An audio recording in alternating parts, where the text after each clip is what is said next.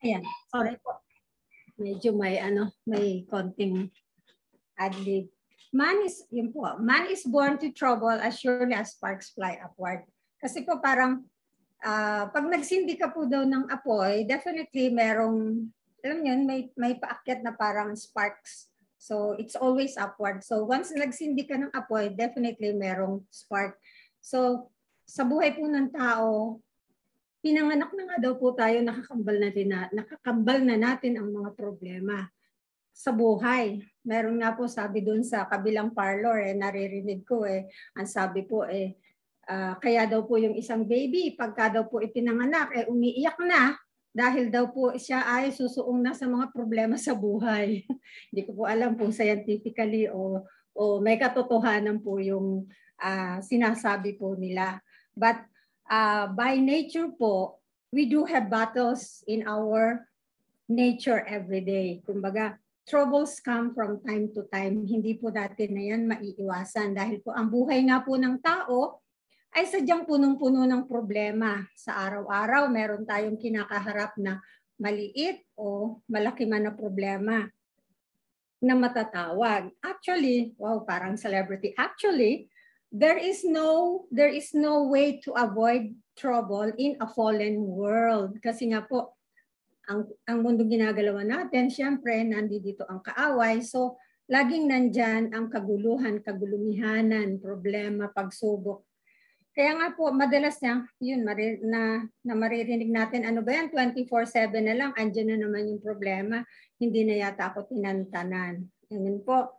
Subalit ang totoo mga kapatid, hanggat may kasamaan sa mundo, hanggat may kaguluhan na ginagawa ang kaaway, hindi talaga po tayo magkakaroon ng kapayapaan. Kaya nga, ang sabi po dito sa ating text ay wag daw po tayong magulumihanan dahil ibinibigay sa atin ng ating Panginoon ang kanyang kapayapaan. Amen po. So, ngayon po, bibigyan ko po kayo ng tatlong klaseng kaguluhan or problems in life. Yung naisip ko lang po ito, 3F lang. Tatlo lang po ito. Pero medyo i-expand lang po natin. Number 1 po doon is yung family and friends issues. I mean po, isa po itong kaguluhan sa atin madalas po ito. Family and friends, it includes the health issues. Ayun nga, ngayon pa, pandemic, siyempre, maraming pamilya na may mga pinagdadaanan na like the COVID-19 situation. Nandyan yung sa pamilya may betrayal, sa mga relationship may jealousy, meron sa mga magkakaibigan may backstabbing, at isama pa natin yung poor communication. So ito pong mga ito ay tunay na masasabi natin na isa sa mga kaguluhan or troubles in life. Pero ano po ba ang kapayapaan na maibibigay sa atin ng ating Panginoon sa ganitong sitwasyon? Matthew 18:20 po, ang sabi po doon, Matthew 18:20, where 2 or 3 have gathered together in my name, I am there in the midst. Opo, yun po ang ating tanging magagawa sa kanila. To our family and friends, all we have to do here is to pray for them. Pray for our family and friends because they are so dear to us. They are so close to us. Hindi natin sila pwedeng sukuan kasi nga, pamilya sila, malalapit sila sa atin. Ano man ang mangyari at the end of the day, pamilya pa rin sila. Tayo pa rin yung magtutulungan. At yung mga, syempre, yung mga close friend at mga mabubuting kaibigan natin, mga kapatid, be a peacemaker in this aspect. Kung meron tayong kinakaharap na ganitong klaseng kaguluhan, be a peacemaker. After natin na mag-pray, gumawa tayo ng paraan para magkaroon tayo ng chance na makapag-patch up tayo sa mga relatives or friends natin na nagkakaroon ng ganitong issues. Sabi nga, i-release natin yung forgiveness natin if ever. And if ever there is a need to release the forgiveness. Yun po. Number 1. Number 2 na F is yung pong financial issues. Financial issues here, kasama po yung ating mga loans, mortgages. Sinama ko na rin po yung bankruptcy. Totally wala ka na talagang pera. Naubusan ka, kumbaga. Napurdoy na. So ayan po, isa rin po yan sa mga kaguluhan na kinakaharap natin sa araw-araw. Isama pa natin yung favorite ni Coach, si Judith. Laging andyan. End of the month, Judith na naman. Babayad sa kuryente, babayad sa telepono, babayad sa tubig. Ayan. So, these are the very common troubles that kinakaharap natin sa ating buhay. So, yun po. Ano po ang ating kapayapaan dito? Hanapin po natin sa Biblia. Matthew 6:31 to 34. Ayan, sabi po dito, do not worry. Do not worry. Medyo bibilisan ko po dahil nung inurasan ko po itong aking mensahe ay medyo mahaba-haba. Sabi po doon, do not worry with them saying, what are we to eat or what are we to drink or what are we to wear for clothing? For the Gentiles eagerly seek all these things, for your heavenly Father knows that you need all these things. Alam na ng Panginoon na kailangan natin ng mga bagay na to. 33, but seek first His kingdom and His righteousness, and all these things will be provided to you. Yun lang po ang dapat natin gawin. Seek first His righteousness. 34, so do not worry about tomorrow. Ito po yung promise, ito po yung assurance. For tomorrow will worry about itself. Each day has enough troubles of its own. Problemahin mo na muna yung ngayon. Kung meron ka mang kinakaharap ngayon, yung ngayon muna, yung para bukas mo na problemahin. Amen po. Kasi sabi daw po, this is the peace that God can offer. Yung salita ng Panginoon is the peace that God can offer, hence the world cannot offer. Amen po. So, ayun. Philippians 4:19, ano po ang sabi?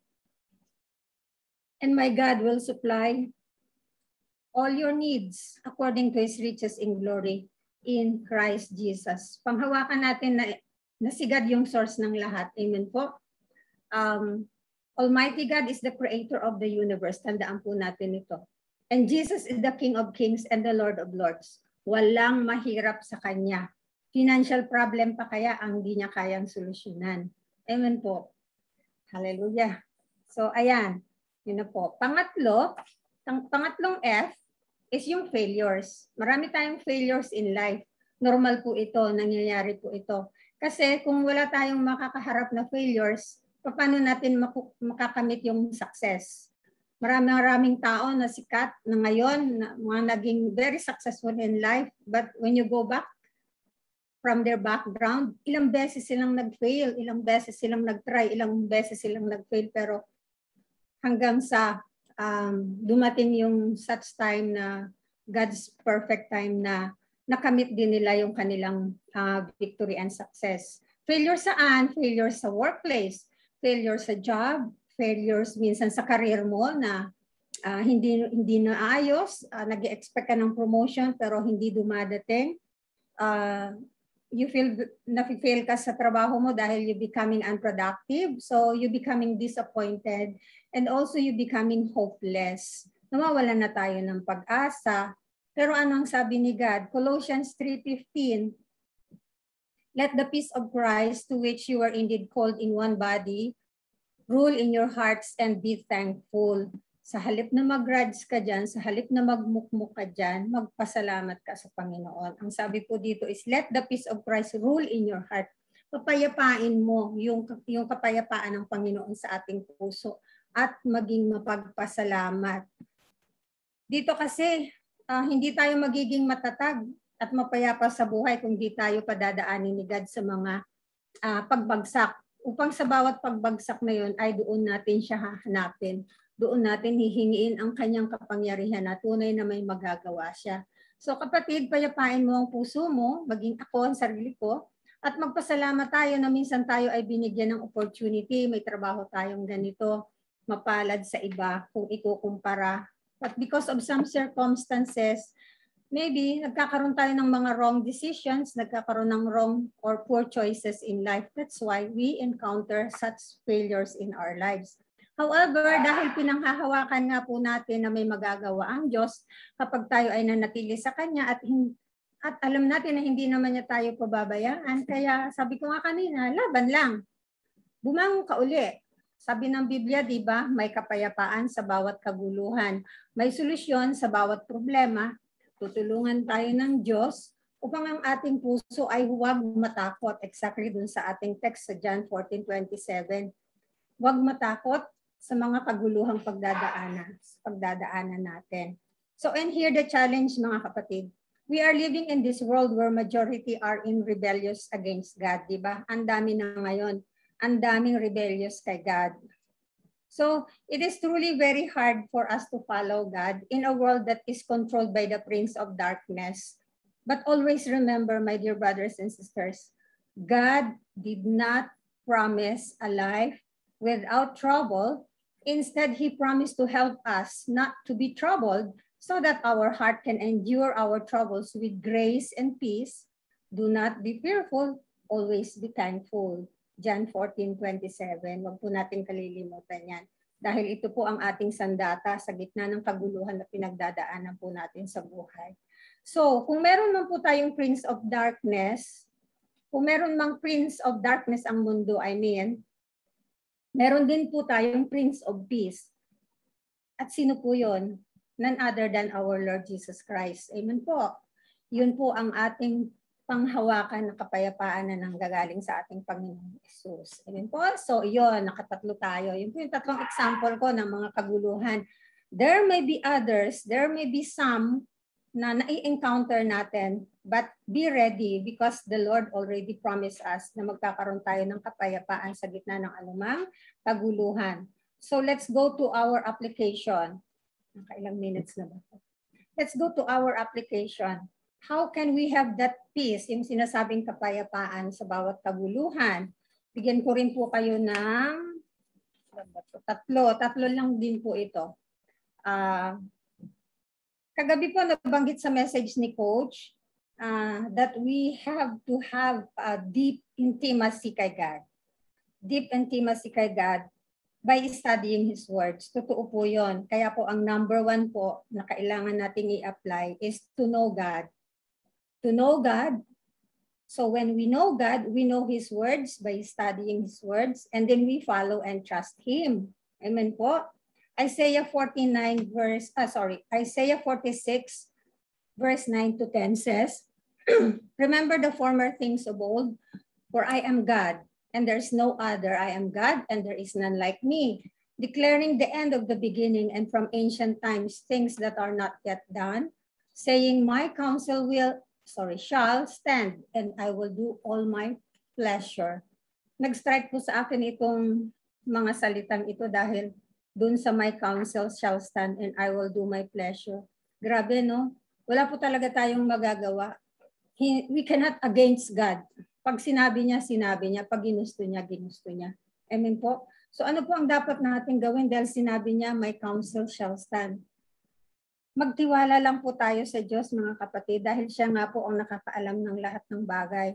Siya ang nagpahiram at siya rin po ang pwedeng bumawi. Amen po? He is the beginning and He is the end, the Alpha and Omega. At siya rin po ang magpapasya kung ano ang nais niya. Siya ang magsasabi kung kailan niya gustong simulan ng isang bagay sa buhay mo at kung kailan niya gustong tapusin ang isang bagay na sinimulan niya sa buhay mo. Just hold on to His promises. Isa na dito sa Proverbs 3:5-6. Ang dami pong promises ng Biblia, mga kapatid. Panghawakan po natin sila. Ang dami po, kaya hindi po mahirap na magkaroon po tayo ng kapayapaan sa gitna ng anumang kaguluhan na pagdadaanan natin upang magkaroon po tayo ng matiwasay na pag-iisip. So do not stress ourselves. Huwag tayong magpaka-stress at baka magkaroon pa tayo ng health issues. Amen po. Proverbs 3:5-6. Napaka-popular na verse po ito and alam ko po paborito ng bawat isa. Trust in the Lord with all our heart and do not lean on our own understanding. In all our ways, acknowledge Him and He will make your path straight. Amen po. Trusting God is living a life of belief. Sabi ko po dito, trusting God is living a life of belief and obedience to God even when it's difficult. Ang hirap po, no? Parang ang hirap po talaga pagka yung gusto mong magtiwala sa Panginoon pero andyan yung kaguluhan sa paligid mo. Pero panghawakan mo ang pangako ng Diyos, kapatid. Magagawa po natin yan. Amen po. Number 2. Ayun, yung sinabi po kanina is trusting God Trusting God, ayan, nakita po nila. Trusting God is living a life of belief and obedience to God, even when it's difficult. Yeah, so number 2. Pangalawa na po tayong application. We have to have that sufficiency and stillness attitude. Stillness attitude. Ano pong sinasabi sa Matthew 6:25-30? Ito po yung cure for anxiety eh. The cure for anxiety kanina, wag tayong magpaka-stress. Ito naman, cure ito ng mga anxiety natin. Dito po hindi ko na po babasahin lahat, pakibasa niyo po, medyo maliit. Inihalin tulad po tayo ng ating Panginoon sa sparrow or ibon at sa mga halaman, bulaklak, the lilies in the green valleys. Ibig sabihin lang po, sila po yung mga create ni God na hindi po kailangang mag-alala. Hindi po kailangang isipin kung anong kakainin, kung anong idadamit, kung anong ilalagay mong ornaments sa iyong sarili. We have to have that sufficiency and stillness attitude. Yung kasapatan na kayang ibigay ng Panginoon. Yung kasapatan ng kanyang salita na hindi niya tayo pababayaan. Tayo pa ba ang kanyang pababayaan? Tayo ang kanyang pinakamagandang nilalang. We are created according to His image. Amen po. We are the most valuable creation by our Creator. Amen po. Dapat po ganito tayo mag-isip sa gitna ng mga kaguluhan. Kapag dumadaan tayo sa mga problema sa buhay, about sa maraming bagay-bagay. Natural naman po yun, problema, pagkain, damit, bahay, etc. Normal lang po yun na problema. Pero ang gusto ni God, tayapain natin ang isip natin na huwag tayo mag-alala dahil tayo ay mas mahalaga. Mas mahalaga nga naman tayo sa mga ibon at sa mga halaman. Kaya never, never, ever niya tayong pababayaan. Be still and know that He is God. Psalms 46 verse 10. Ang sabi po doon, stop striving. Ayan, ang utos, stop striving. Manatili ka na lang, be still. Stop striving and know that I am God. Amen po. I will be exalted among the nations. I will be exalted on the earth. When God is exalted, hindi po kaya ma-exalt din ang kanyang mga anak? Malamang naman po yun. Kung ano po yung gusto ng Panginoon at sinunod po natin, tunay po na makakamtan po natin yun. We will also be exalted on the earth. At panghuli po, number 3 is, we have to have a physical and spiritual security. Physical and spiritual security in the sense na dito po papasok yung pagiging born again natin. Dapat makita sa atin na tayo ay binago na ni Lord. Wala na nga po yung luma nating pagkatao dahil nakamit natin ang kapayapaan na sinasabi na nanggagaling sa Diyos. So, kaya nating kalimutan na yung ating mga old habits. 2 Corinthians 5:17, therefore, tama ba ako? Tama po. 2 Corinthians po muna tayo. 2 Corinthians 5:17, therefore, if anyone is in Christ, then new creation has come and old has gone. The new is here. Amen po. At kung sino man ang kay Kristo, siya'y bagong nilalang. Ang mga dating bagay, yung mga dating bagay na sinasabi nito, alamin natin kung ano to, ay nagsilipas na. Narito, sila'y pawang naging bago. Sundan po natin sa Colossians chapter 3 verse 7 to 10. Sabi po dito, na inyo ring nilakaran nung una, nang kayo'y nangabubuhay pa sa mga bagay na ito. Tandaan po natin yung mga bagay na itong sinasabi. Datapot ngayon ay inyo namang layuan ang lahat ng mga ito. So yun na nga po itong mga bagay na ito. Ito po yung galit, kapuotan, paghihinala, panunungayaw, mga salitang kahalay-halay na mula sa inyong bibig. Huwag kayong mga bubulaan sa isa't isa. Do not lie to one another. Yamang hinubad na ninyo ang datihang pagkatao, pati ang kanyang mga gawa at kayo ay mga bihis ng bagong pagkatao na nagbabago sa kaalaman ayon sa kalarawan niyang lumalang sa atin. Sabi ko nga po kanina, we are so valuable because we are created according to His image. Kalarawan po tayo ng ating Panginoon. Amen po. Ang kapayapaan po kasi ito po yung resulta ng righteousness. I can say that peace of mind and righteousness are the effect and result of spiritual security or confidence. Bunga ng katwiran o kabutihan ay ang kapayapaan. Ano po yung sinasabi sa Isaiah 32 verse 17? Isaiah 32 verse 17, sabi po doon, and the work of righteousness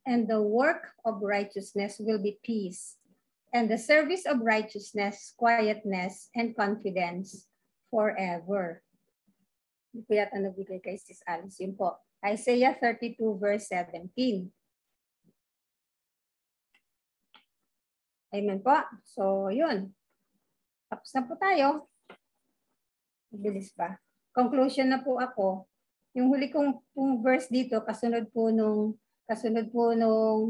Colossians 3:7 is Isaiah 32 verse 17. Ulitin ko po, and the work of righteousness will be peace, and the service of righteousness, quietness, and confidence forever. Kaya ko po nasabi na ang peace of mind and righteousness are the effect and result of spiritual security or confidence. Amen po, kuha po natin. So yan, conclusion na po tayo.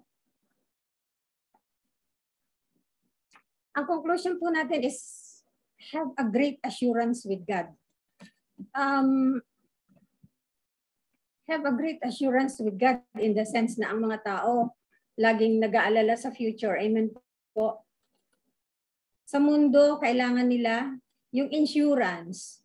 Pero tayo, well and good if you can still have the insurance, pero siguro mas magandang panghawakan natin yung assurance natin kay God.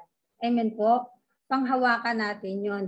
Ang dami po niyang pangako sa Biblia na kasiguraduhan natin. Andiyan po yung Psalms 23, verse 1 to 6. Hindi ko na po siya, mapapahaba po tayo. Napag-aralan na po natin yung Psalms 23. Amen po. Si Kristo ang ating mabuting pastol. Yun lang po, isang kasiguraduhan na hindi tayo dapat mag-alala. Bagkus ay manatili ang kapayapaan sa isip at puso natin. At ang good news, meron tayong Diyos na hindi magbabago sa kanyang mga pangako. Hebrews 13:8, He is the same yesterday, today, and tomorrow. That is why He is the only secure place and our security. A man can put his faith and trust during our struggles and trouble. Tunay na sa piling nga lamang po ng ating Panginoon, tayo makakatagpo ng totoong security. Ano po ba sa Tagalog yung security? Secure place, lugar na mapayapa o lugar na safe, that a man can put his faith and trust during the struggles and troubles. So, sabi ko po dito, God is unchanging. Truly, God is unchanging in His existence, in His attributes, and in His counsel. And in His counsel. That is where the unshakable hope from God.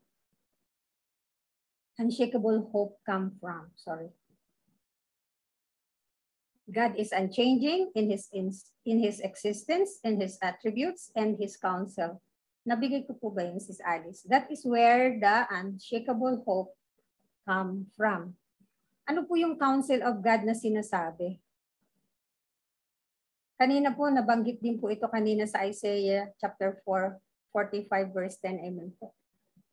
Yung counsel of God, it means the complete instruction of God. Mamaya po susundan natin yung John 16:33.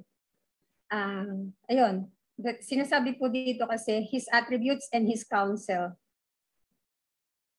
Where the unshakable hope come from. Yung pong counsel of God, meaning is the complete instruction of God. His love, His peace, His hope, the total package of His instruction. Yun po yung counsel niya na napapaloob sa kanyang dalawang greatest commandment. Alam naman na po natin yan. Amen po. Yun. Amen. So, meron pang isa, Sis Alice. Jesus did not promise us a life with Sorry po. Jesus did not promise us a life with no trials and pain, but He promised He will overcome those with Him. Amen po. Yun po yung nakakapaloob doon sa John 16:33. Alalahanin po natin yung John 16:33. Sa lahat po ng pinag-usapan natin ng mga kaguluhan, ito lang po yung iiwan ko sa inyo. Do not manipulate the solution. Instead, let God handle the situation. Sa kung anumang kaguluhan na may encounter natin, do not manipulate. Alalahanin niyo yung ginawa ni Sarah kay Abraham, minanipulate niya po yung solution ni God. So, sa maliliit na bagay, sa malalaking bagay, do not manipulate your solution. Instead, let God handle the situation. Mas lalo tayong mararatel pag ganun. At mas lalo tayong mag-worry kapag kaya hindi natin mararanasan yung kapayapaan na kay Kristo lang natin matatagpuan. Sabi niya, in Him, we have peace that surpasses all understanding. Philippians 4:6. Sabi doon, do not be anxious about anything, but in everything, by prayer and pleading with thanksgiving, let your request be made known to God. And the peace of God, which surpasses all comprehensions, will guard your hearts and minds in Christ Jesus. Amen po. So, in Him, huwag po natin kalimutan na sa Panginoon po talaga ang kapayapaan na hinahanap natin. So, what is the context of peace? Peace. Peace. Sa John 16:33. Ito na po yung last verse natin. John 16:33. Sabi doon, these things I have spoken to you so that in me, again, inulit yun, in me. Doon naman sa Philippians 4:6, in Him. Dito naman po ay in me. You may have peace. In the world you have tribulations, but take courage. I have overcome the world. Hindi po niya ipinangako ang buhay na walang pagsubok. Hindi po niya ipinangako ang buhay na walang kahirapan o pagdurusa. Ang pinangako po niya sa atin ay sasamahan niya po tayo na malagpasan natin or mapagtagumpayan natin ito. Because as He said, He have overcome the world. Yung pong peace na sinasabi po niya is the tranquility and contentment with life here on earth. Last slide na po tayo sa Alice. Peace is tranquility and contentment with life here on earth. Peace is security, safety, prosperity, felicity, because peace and harmony make and keep things safe. Ayan, amen po. So yun po yung konteksto ng kapayapaan na pinag-uusapan po natin. Pero meron pa pong isang pahabol na lang po. There is a missing piece of the peace puzzle. Kumbaga, kung binubuo natin yung puzzle ng peace, meron pong isang missing piece daw po. Ano daw po yun? Ito daw po ay yung buhay na may pag-ibig kay Kristo. It is the life within the love of Christ. Dahil nga po sinabi niya sa kanyang salita, in me, when we seek Him with all of your hearts, we will find Him and He will find us and we will find peace. Amen po? So, yun lamang po. Mapanganib po ang mundo, kaya laban lang mga kapatid, anumang kaguluhan, may kapayapaan kay Kristo. Amen po? Isang magandang gabi pong muli sa bawat isa. At may the peace of our Lord be with you all. Nawa ay mapasa atin po ang pagpapala at kapayapaan po ng ating Panginoong Jesus. Amen po. Let us bow down to pray in closing po. Yes, Lord. Hallelujah. Hallelujah. Hallelujah. Thank you, Jesus. Thank you, Jesus. Thank you, Holy Spirit. Hallelujah. Hallelujah. Thank you, Lord, for your word. Tunay, O God, Panginoon, na sa iyo lamang po kami makakatagpo, Panginoon, ng tunay na kapayapaan na hindi po kayang ipagkaloob ng sanlibutan, Panginoon. Truly, you said in your word that in you we can find the peace of mind that we need, Lord Father God. Kaya po, Panginoon, kami po ay magtitiwala at patuloy na susunod po sa nais mo po sa buhay namin. Nawa nga po, Panginoon, mapagtagumpayan po namin ang bawat kaguluhan na aming pong pagdaraanan kung meron man, Panginoon, na ayon sa iyong kalooban, Lord Father God. Hallelujah. Hallelujah. Maraming salamat po, Ama. At dalangin ko po, O Diyos, na ang iyong mga salita ay naabot po ang bawat puso at isip ng bawat isang nakikinig sa gabing ito, Panginoon. Kayo po ang magpala sa bawat isa.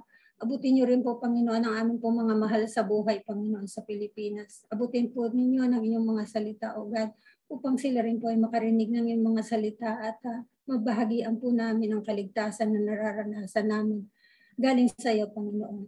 Maraming salamat po, Ama, at kami po ay nagtitiwala sa iyo lamang, Panginoon. We give you praise, we give you honor.